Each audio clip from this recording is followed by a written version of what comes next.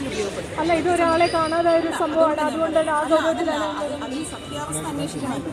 ഞാൻ പറഞ്ഞ ഏതെങ്കിലും ചാനലുകളെന്ന് ചില നറേറ്റീവുകൾ അത് ഇങ്ങനെയൊരു സന്ദർഭത്തിൽ പറയേണ്ടതല്ലാത്ത നറേറ്റീവുകളാണ്. നമുക്ക് വിമർശിക്കാൻ അവസരമുണ്ട്, പൂർണ്ണ സ്വാതന്ത്ര്യമുണ്ട്, അതൊന്നും പറയുന്നില്ല. പക്ഷേ ഇപ്പോൾ പ്രധാനമായും ഇതിൻ്റെ നമ്മുടെ എല്ലാവരുടെയും ആവശ്യം ആ മനുഷ്യജീവൻ തിരിച്ച് കണ്ടെത്തുക എന്നുള്ളതാണ്.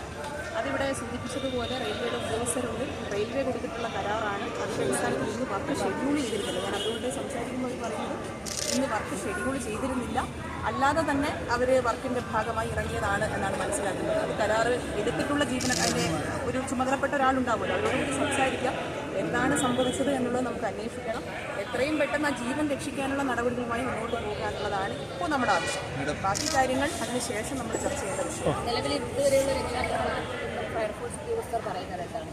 അല്ല, ഇപ്പോൾ ഫയർഫോഴ്സുമായി സംസാരിച്ചിട്ടില്ല. ഞാൻ ബാക്കി റെയിൽവേയുമായി ബന്ധപ്പെട്ട സംസാരങ്ങൾ നടത്തിയിട്ടുള്ളത്. 3 പേരായിരുന്നു ഇറങ്ങിയിരുന്നത്. അതിലൊരാളെയാണ് കാണാനില്ലാതെന്നതാണ് ഇപ്പോൾ അറിയാൻ കഴിയുന്നത്. ബാക്കി കാര്യങ്ങൾ അവരുമായി സംസാരിച്ചതിന് ശേഷം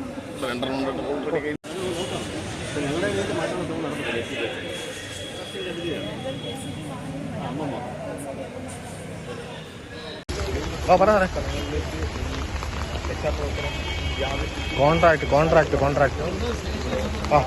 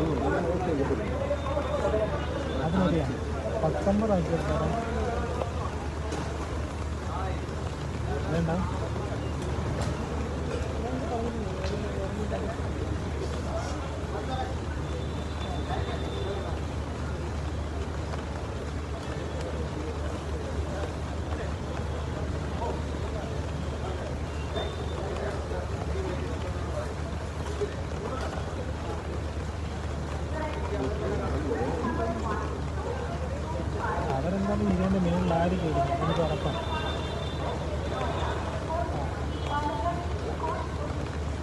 പത്തൊമ്പത് ആണെങ്കിൽ